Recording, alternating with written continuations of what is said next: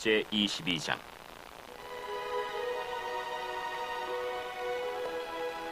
다윗이 이르되 이는 여호와 하나님의 성전이요 이는 이스라엘의 번제단이라 하였더라. 다윗이 명령하여 이스라엘 땅에 거류하는 이방 사람을 모으고 석수를 시켜 하나님의 성전을 건축할 돌을 다듬게 하고, 다윗이 또 문짝못과 거멀못에 쓸 철을 많이 준비하고, 또 무게를 달 수 없을 만큼 심이 많은 놋을 준비하고, 또 백향목을 무수히 준비하였으니 이는 시돈 사람과 두로 사람이 백향목을 다윗에게로 많이 수운하여 왔습니다. 다윗이 이르되 내 아들 솔로몬은 어리고 미숙하고 여호와를 위하여 건축할 성전은 극히 웅장하여 만국의 명성과 영광이 있게 하여야 할지라. 그러므로 내가 이제 그것을 위하여 준비하리라 하고 다윗이 죽기 전에 많이 준비하였더라. 다윗이 그의 아들 솔로몬을 불러 이스라엘 하나님 여호와를 위하여 성전 건축하기를 부탁하여 다윗이 솔로몬에게 이르되 내 아들아, 나는 내 하나님 여호와의 이름을 위하여 성전을 건축할 마음이 있었으나 여호와의 말씀이 내게 임하여 이르시되 너는 피를 심히 많이 흘렸고 크게 전쟁하였느니라. 내가 내 앞에서 땅에 피를 많이 흘렸은즉 내 이름을 위하여 성전을 건축하지 못하리라. 보라, 한 아들이 내게서 나리니 그는 온순한 사람이다. 내가 그로 주변 모든 대적에게서 평온을 얻게 하리라. 그의 이름을 솔로몬이라 하리니 이는 내가 그의 생전에 평안과 안일함을 이스라엘에게 줄 것임이니라.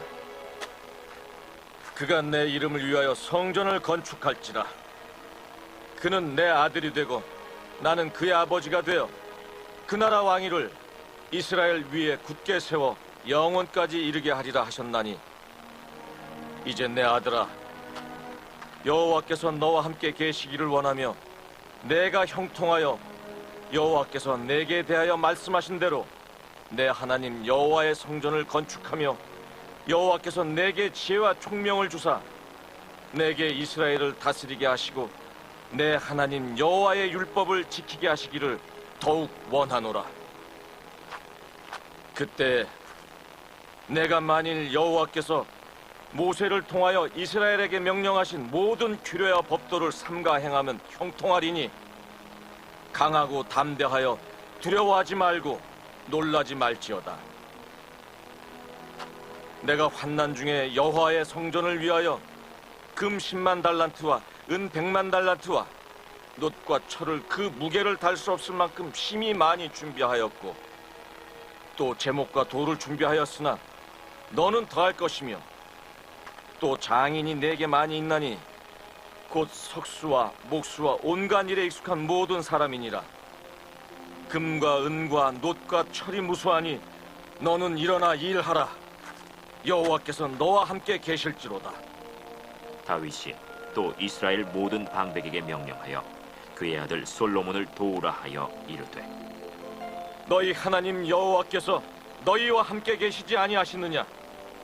사면으로 너희에게 평온함을 주지 아니하셨느냐? 이 땅 주민을 내 손에 넘기사 이 땅으로 여호와와 그의 백성 앞에 복종하게 하셨나니, 이제 너희는 마음과 뜻을 바쳐서 너희 하나님 여호와를 구하라. 그리고 일어나서 여호와 하나님의 성전을 건축하고 여호와의 언약궤와 하나님 성전의 기물을 가져다가 여호와의 이름을 위하여 건축한 성전에 드리게 하라 하였더라. 아멘. 사도신경으로 우리의 신앙을 고백하겠습니다. 나는 전능하신 아버지 하나님 천지의 창조주를 믿습니다. 나는 그의 유일하신 아들 우리 주 예수 그리스도를 믿습니다.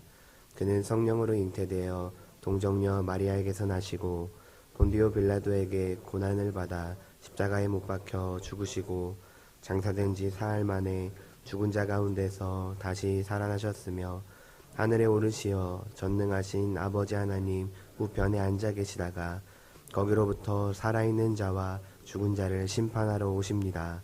나는 성령을 믿으며 거룩한 공교회와 성도의 교제와 죄를 용서받는 것과 몸의 부활과 영생을 믿습니다. 아멘. 찬송가 413장입니다.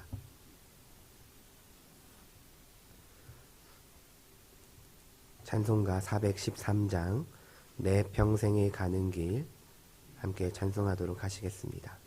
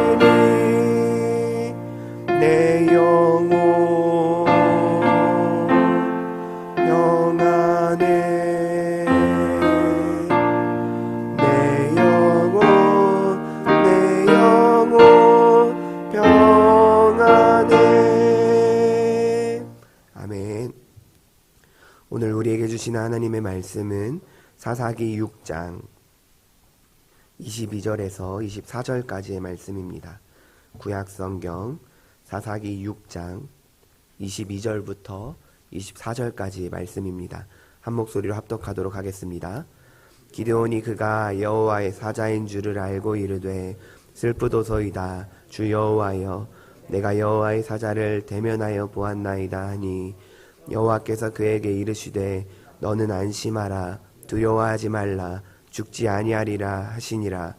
기드온이 여호와를 위하여 거기서 제단을 쌓고 그것을 여호와 샬롬이라 하였더라. 그것이 오늘까지 아비에셀 사람에게 속한 오브라에 있더라. 아멘. 예물봉헌하시겠습니다.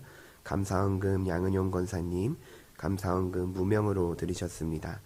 일천번째 예물 황희돈 지사님, 이승길 지사님, 무명으로 2분, 김유신, 오성경, 김준성, 김준우, 유준경, 유용선, 김혜자, 유혜림, 장진용, 김정옥, 장규식, 장진혁, 김봉재, 박연희, 김서율 성도님들이셨습니다. 기도하시겠습니다. 사랑과 은혜가 풍성하신 하나님 아버지, 오늘도 우리에게 새 생명 허락하여 주셔서 주님 주신 이날 주님을 찬양하고 예배할 수 있게 하여 주심을 감사를 드립니다. 주님께서 허락하여 주시지 않는다면 단 한순간의 호흡도 이 생명도 나의 것이 아님을 고백합니다. 날마다 주님의 은혜를 기억하며 주님을 찬양하며 예배하며 주님의 나라와 영광을 위하여 살아가는 삶 살아갈 수 있도록 주님 인도하여 주옵소서. 이 시간 예배드리러 나올 때에 마음과 정성을 모아 예물 올려드린 손길들 있습니다. 이 예물에 담긴 마음의 소원들, 기도의 제목들, 그 중심들 주님 모두 다 아시오니 주님의 때에 합력하여 선을 이루는 놀랍고 풍성한 은혜가 경험되어지게 하여 주옵소서. 우리에게 허락하여 주신 것 다 내 것이 아니라 주님의 것임을 믿음으로 고백하게 하시며 우리에게 허락하신 건강도 물질도 생명도 은사도 아낌없이 주를 위하여 사용할 수 있도록 주님 우리의 마음을 인도하여 주옵소서. 담임 목사님께서 출타 중에 계십니다. 그 걸음과 여정을 안전하게 지켜 보호하여 주시고 주님 은혜 베풀어 주시고 남겨진 교회도 주님 안에서 든든하게 세워져 갈 수 있도록 인도하여 주옵소서. 주님 이 시간 말씀을 듣습니다. 우리의 마음을 주관하여 주셔서 하나님의 생명의 말씀이 들려지게 하여 주옵시고 주님의 말씀을 붙들고 이 하루의 삶을 승리하며 나아갈 수 있도록 인도하여 주옵소서. 오늘도 우리와 함께하여 주실 주님을 기대하며 사랑이 많으신 예수님의 이름으로 기도드립니다. 아멘. 오늘은 여호와 샬롬이라는 제목으로 함께 은혜의 말씀을 나누고자 합니다. 성도 여러분께서는 하나님의 이름을 부를 때 주로 어떤 하나님을 고백하십니까? 사랑의 하나님, 은혜의 하나님, 자비와 긍휼의 하나님. 우리는 여러 가지 이름으로 하나님의 이름을 고백합니다. 성경은 하나님을 부르는 수많은 이름을 우리에게 알려주는데요. 그 이름들 하나하나는 단순한 호칭이 아니라 하나님께서 당신의 백성들에게 당신 자신을 어떻게 드러내셨는지 하나님의 성품과 임재를 보여주는 증거입니다. 예를 한번 들어볼까요? 창세기 22장에 여호와 이레라는 하나님이 등장합니다. 이 하나님은 어떤 하나님입니까? 준비하시는 하나님, 미리 준비하신다라는 뜻을 가지고 있습니다. 아브라함이 이삭을 번제로 드리려 할 때 하나님께서는 순양을 준비해 주심으로 말미암아 이삭 대신 번제를 드리게 하셨습니다. 이처럼 여호와 이레의 하나님은 우리의 필요를 미리 아시고 채우시는 하나님의 얼굴을 우리에게 보여줍니다. 그렇다면 출애굽기 15장에 등장하는 여호와 라파, 여호와 라파의 하나님은 어떤 하나님입니까? 치료하시는 하나님입니다. 이스라엘 백성들이 광야에서 마라의 쓴물을 만났을 때 그것을 단물로 바꾸신 하나님은 당신께서 백성들을 치료하시는 하나님이심을 백성들에게 알려주셨습니다. 이어서 출애굽기 17장에 등장하는 여호와 니시의 하나님, 그 하나님은 어떤 하나님이십니까? 승리케 하시는 하나님이십니다. 이스라엘과 아말렉과의 전쟁에서 모세가 손을 들면 이스라엘이 이기고 모세가 손을 내리면 이스라엘이 전쟁에서 패배합니다. 끝내 아말렉과의 전쟁에서 승리한 모세가 제단을 쌓고 여호와 니시, 여호와는 나의 깃발이라 라고 고백합니다. 이 이름은 하나님이 우리의 승리와 보호의 깃발이심을 말해주는 이름입니다. 에스겔 48장에서는 여호와 삼마라는 하나님이 등장합니다. 이 하나님은 어떤 하나님이실까요? 바로 어디든지 계시는 하나님입니다. 죄로 무너진 성읍에도 포로로 잡혀간 이스라엘의 백성들의 삶 가운데에서도 하나님은 거기에 계신다 라고 말씀해 주는 것입니다. 삶의 무너진 현장일지라도 그 가운데 여전히 하나님은 당신의 백성들과 함께 거기 계신다라는 사실입니다. 참으로 위로와 소망이 되는 그런 하나님의 이름이 아닙니까? 이처럼 여호와 하나님의 이름은 하나님께서 당신의 백성들에게 자신을 드러내신 하나님의 성품과 임재입니다. 그렇다면 오늘 본문에서는 어떤 하나님이 등장할까요? 우리에게도 너무나도 친숙한 바로 여호와 살롬, 여호와는 평강이시다. 평강의 하나님이 등장하십니다. 결론을 먼저 말씀드린다면 여호와 샬롬, 이 평강의 하나님이라는 이름은 단지 마음만의 평안을 의미하는 이름이 아닙니다. 삶을 회복시키고 두려움을 덮으며 죽음에서 생명으로 옮기는 그 하나님의 존재 그 자체를 고백하는 이름이 바로 여호와 샬롬이다. 하나님은 평강이다. 라는 이름이라는 것입니다. 우리가 계속해서 새벽 기도 가운데 만나고 있는 기드온, 그 사람은 어떤 자였습니까? 연약하고 두려움에 떨던 자였습니다. 하지만 그가 하나님의 임재 앞에서 경험한 그 샬롬은 하나님의 평강은 그의 삶을 바꾸고 그의 사명을 시작하게 만들었습니다.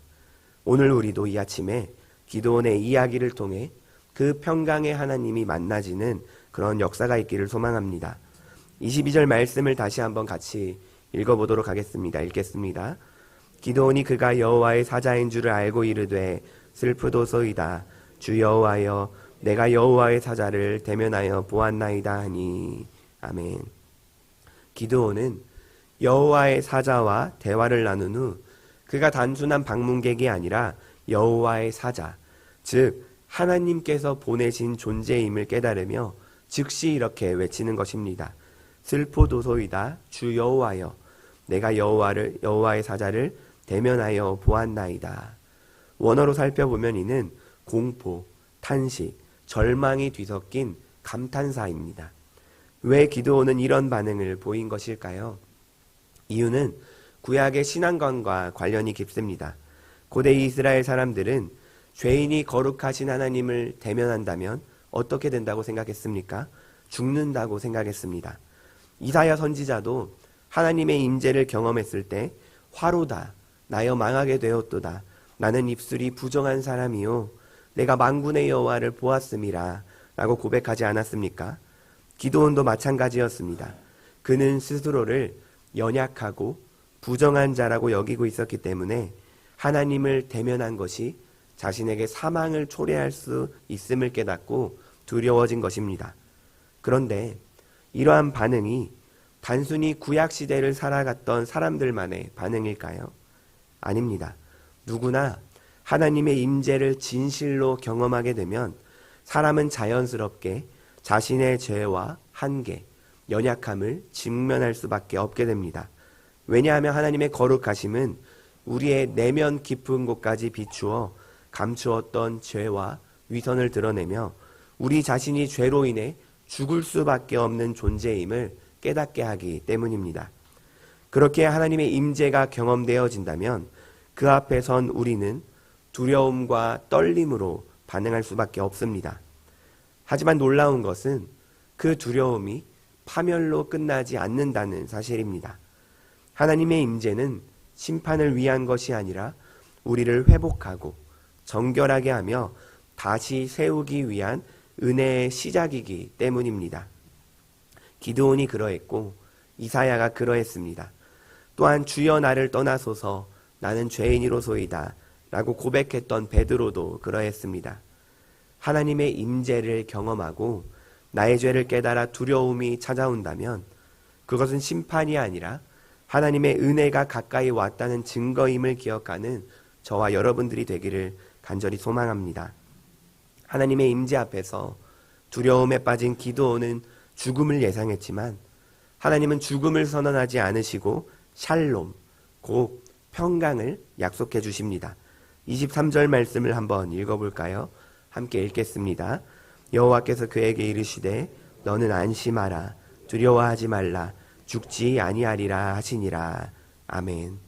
이것이 바로 복음의 시작입니다. 죄인이 거룩한 하나님 앞에 설 수 없는 것은 당연한 일이지만 하나님이 먼저 손을 내미시고 너는 죽지 않는다 라고 말씀하실 때 그것이 두려움과 멸망과 사망의 자리에서 은혜의 자리, 평강의 자리, 생명의 자리로 변하게 되는 것입니다. 기드온은 그 순간 단지 살았구나 라는 그 안도감을 넘어 하나님께서 자신과 함께 하신다는 그러한 깊은 확신과 평강을 경험하게 되었습니다. 그래서 그는 즉시 그 자리에 제단을 쌓고 그 이름을 뭐라고 지었습니까? 여호와 살롬이라고 불렀습니다. 즉 여호와는 평강이시다. 그 여호와는 평강이시다. 여호와 살롬이라는 고백은 그의 삶 속에 찾아온 하나님의 임재와 은혜, 그리고 죽음을 덮는 하나님의 자비를 체험한 데서 비롯된 믿음의 응답이었다는 것입니다. 사랑하는 성도 여러분, 이 말씀은 단지 기드온 개인에게만 해당되는 말씀이 아닙니다. 하나님의 임재 앞에서 떨고 있는 모든 죄인들에게 주시는 하나님의 복음적 선언이라는 것을 우리는 기억해야만 합니다. 그분은 두려움 대신 평강을 주시는 분, 심판 대신 화해를 이루시는 분이시라는 사실입니다. 여호와 샬롬, 이 이름은 하나님의 임재가 우리에게 평안을 가져다 준다는 고백입니다. 죄인된 인간은 하나님의 거룩 앞에 설 수 없지만 하나님은 그 죄인을 향해 너는 죽지 아니하리라 라고 말씀하시며 샬롬을 선포하시는 분이십니다. 이 샬롬이 바로 복음의 본질입니다. 죄로 인해 하나님과 원수되었던 우리에게 예수 그리스도를 통해 하나님은 화평케 하는 자로 오셨고 지금도 성령 안에서 우리의 심령 가운데 참된 평강을 주시기를 원하십니다. 안심하라. 두려워하지 마라. 죽지 않을 것이다. 오늘도 저와 여러분들에게 말씀하시며 우리의 인생의 무너진 자리, 절망의 자리에서 여호와 샬롬, 평강의 제단을 세우게 하십니다. 그 제단은 우리가 하나님을 만나고 하나님의 은혜를 경험한 증거이며 우리의 삶의 방향을 바꾸는 믿음의 이정표가 될 줄을 믿습니다. 오늘 우리도 이 아침에 이 믿음으로 고백하기를 원합니다. 여호와는 나의 평강이시다. 여호와 샬롬. 여호와 샬롬 평강의 하나님께서 주시는 참된 평강이 저와 여러분들의 삶 가운데 그리고 가정과 교회 가운데 함께하기를 간절히 주님의 이름으로 소망하고 축복합니다. 우리 시간 함께 공동의 기도 제목을 읽고 기도하도록 하겠습니다. 읽겠습니다. 예수님으로 채우는 삶 되게 하소서. 교회와 담임 목사님을 위해 무더위에 건강 주시고 환우들을 돌봐주소서. 이러한 공동의 기도 제목과 오늘 들은 말씀인 여호와 샬롬, 여호와 샬롬, 이 말씀을 기억하며 하나님의 이름들이 나의 삶 가운데 경험되어지는 그런 놀라운 믿음의 고백이 있을 수 있도록 주님 나에게 평강을 주시옵소서. 이렇게 주님의 이름을 3번 외치신 후에 함께 기도하다가 돌아가시도록 하겠습니다. 기도하시겠습니다. 주여, 주여, 주여.